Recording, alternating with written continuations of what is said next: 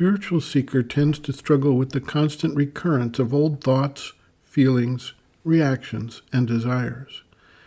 He is also constantly confronted by changes in his energy levels and focus.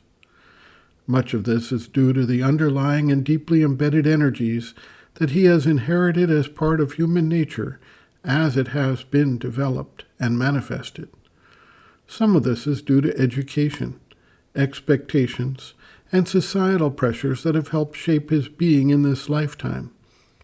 Another portion are due to the constant changing of the three gunas as they adjust their predominance from one moment to the next. And then there is a portion that is based in the complex interaction between the different parts of the being and their characteristic, and varying from one another, ways and modes of acting and reacting.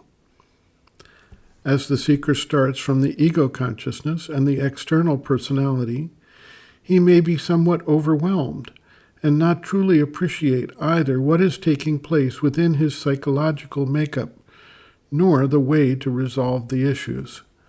Thus, he may become confused, despondent, and dissatisfied with what he perceives to be a lack of progress or focus as these constant variations arise within him. Endless amounts of patience are required as the seeker begins to appreciate the enormity of the work of transformation of human nature, and the time frames and complexity involved in the process. He also needs to gain both an appreciation for and a continual focus on shifting the standpoint away from the external personality so that he can more and more shift the focus of the being away from external considerations, stay in contact with the psychic being, and thereby create and maintain the conscious link to the higher forces of consciousness that actually carry out the transformative changes that are required.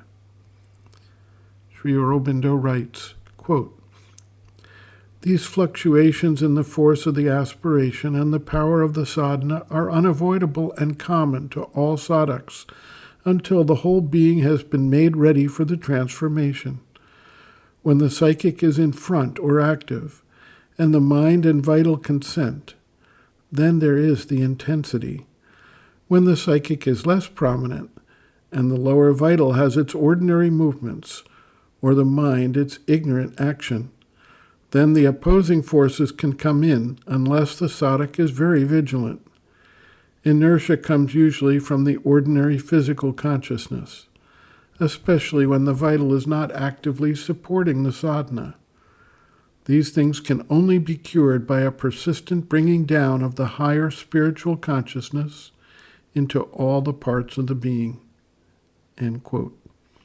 Reference, Sri Aurobindo, Bases of Yoga, Chapter 3, In Difficulty, pages 48 to 49.